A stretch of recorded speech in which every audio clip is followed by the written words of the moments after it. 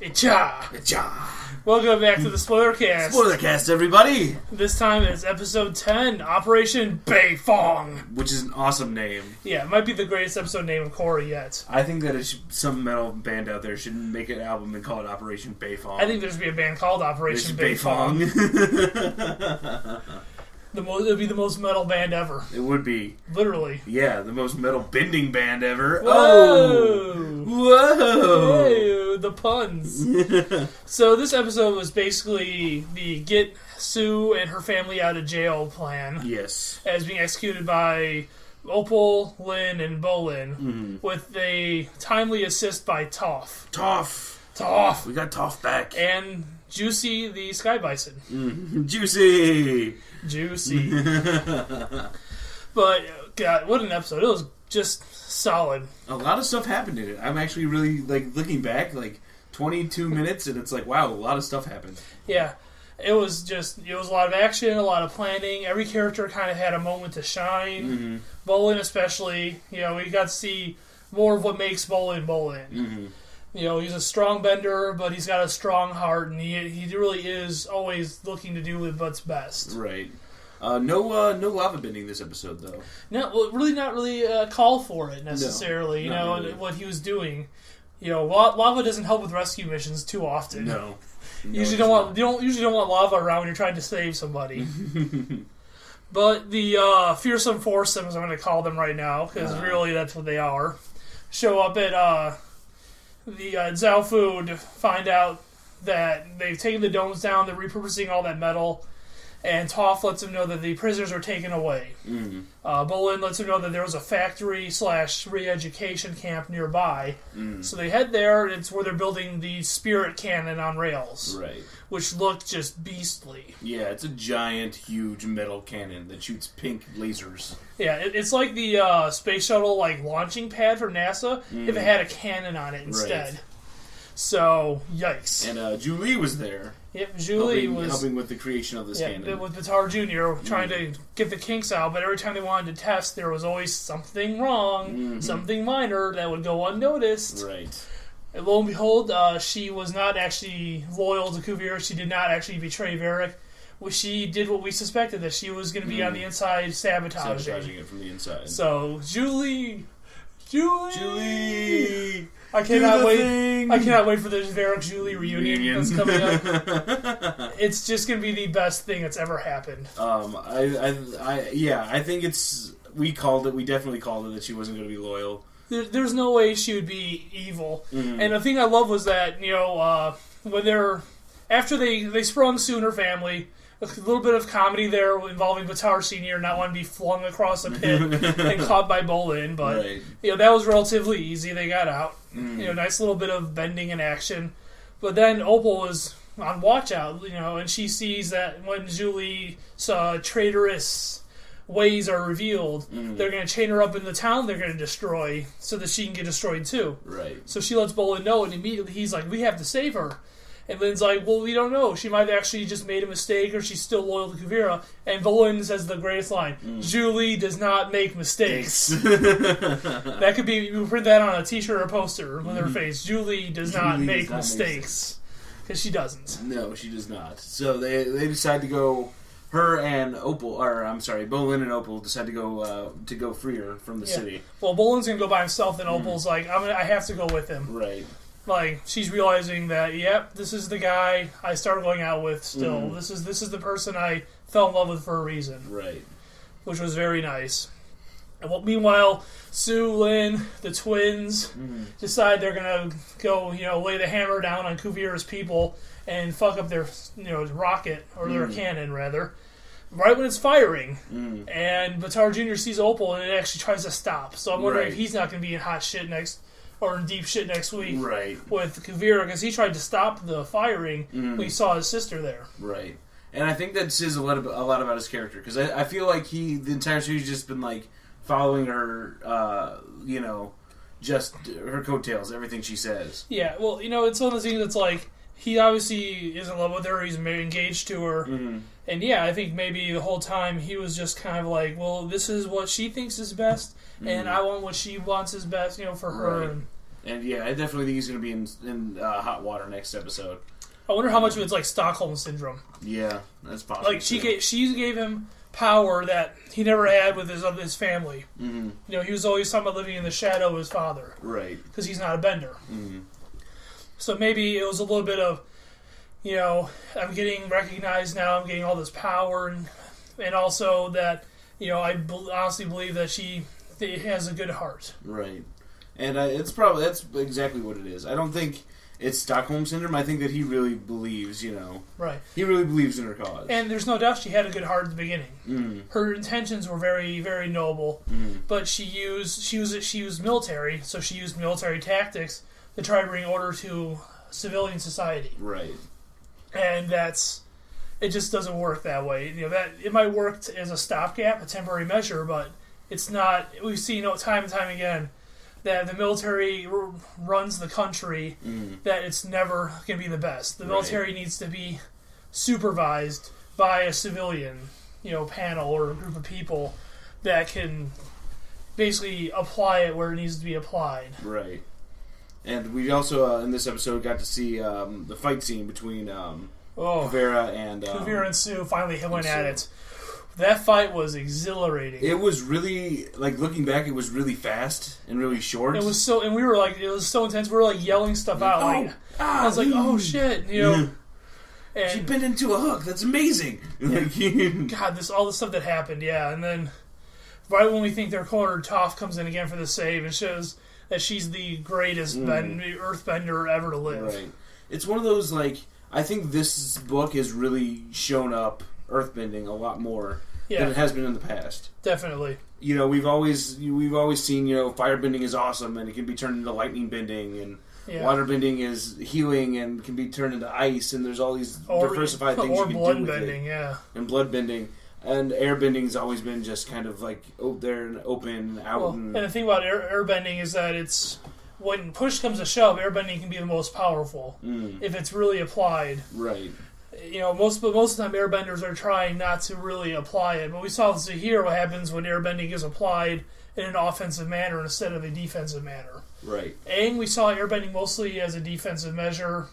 Same with, you know, Tenzin and even Korra. They never really applied it, other than maybe shooting bursts of wind at people. Right. But we never saw airbending as this offensive thing. And earthbending was kind of the same way. We'd see it a little bit offensively, you know, kicking rocks at people and stuff. Yeah, it was mostly seen as a way to throw rocks at people. Yeah, but it was also the most effective defense, because you could throw a rock wall up in front of you and block everything. Right. And it was very versatile in that manner. You could go from offense to defense faster than any other bending style. Right. And then metal bending changed things up a little bit, but it never.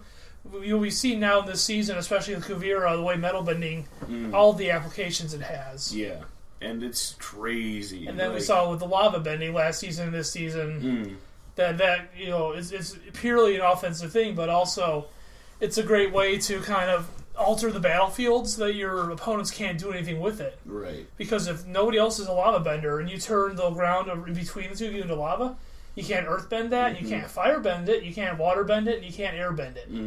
So it basically becomes a new substance that only one person has access to. Right. But this episode really was all about earthbending, just almost pure earthbending, just rocks.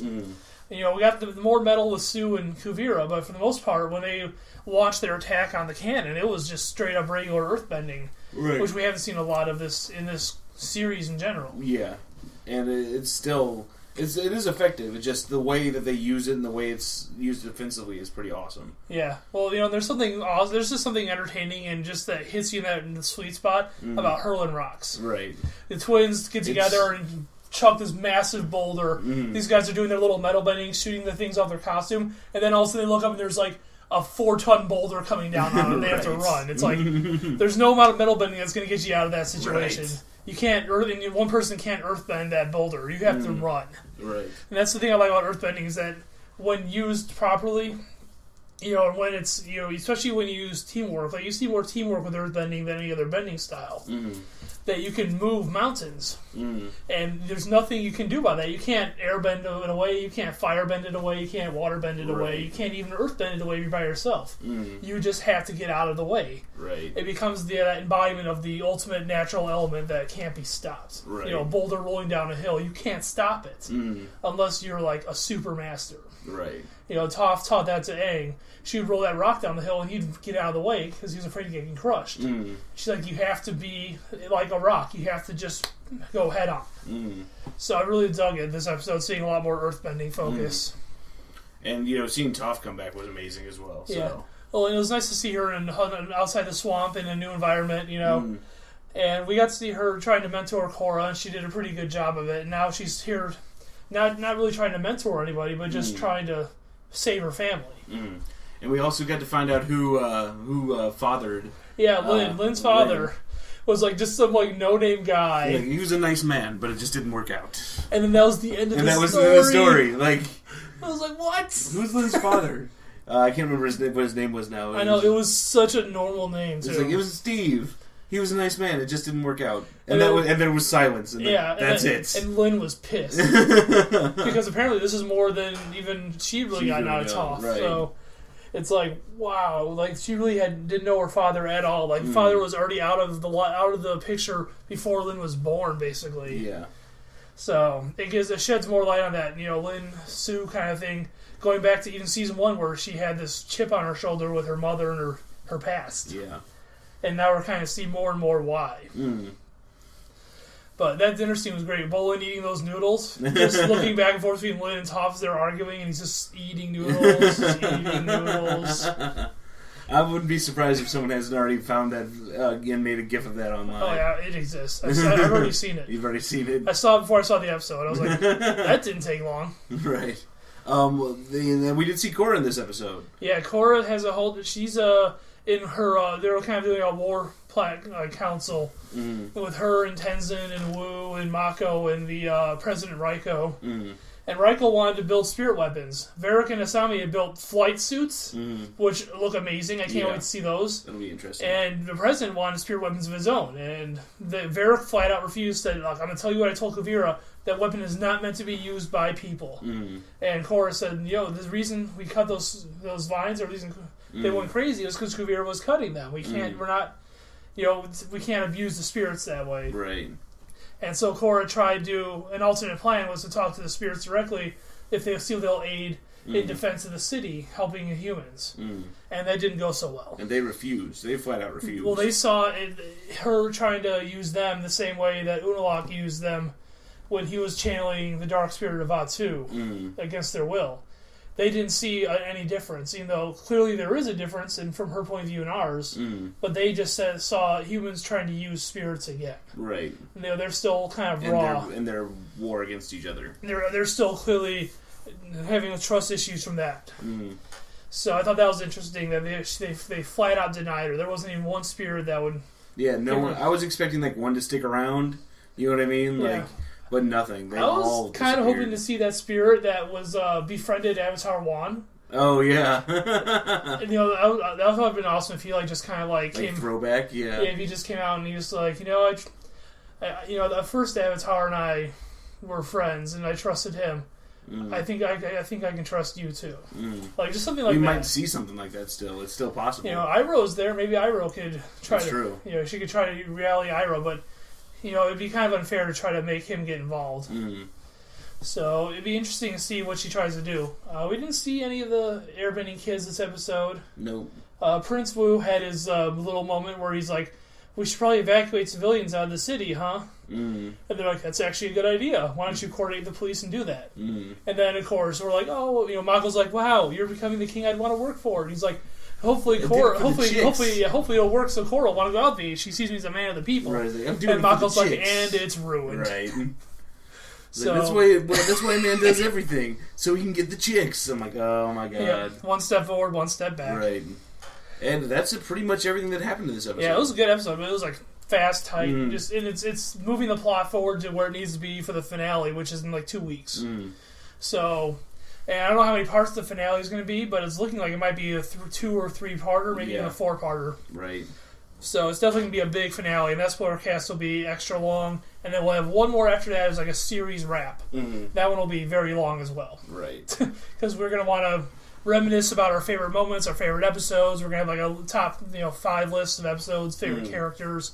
So you guys look forward to that. That'll be around Christmas week or so, thereabouts. Yeah. That'll be our Christmas present to you. Will be our final Korra spoiler cast, where we review the whole series and talk about our favorite stuff. Right. But in the meantime, thank you for listening as always. Yep. You can find all of our stuff, our main podcast, our spoiler cast, at podcastofdoom.com. Mm-hmm. We're on Twitter and Facebook at /podcastofdoom if you want to get in touch with us. Yep. If you want to get into a conversation over what you think of Korra or whatever we're talking about on the main podcast each week. Mm-hmm. And as always, you can visit our store, buy some merch if you like. Support the podcast. Support us. Help support. You gotta always help support the podcast. Yeah, but you're just listening is also pretty fucking awesome. Yeah, and we do appreciate every single one of you guys out there listening. We really do. Yep, so on that note, I'm that guy Todd. And I'm Friar Dan. And we'll see you next week. Spoilers!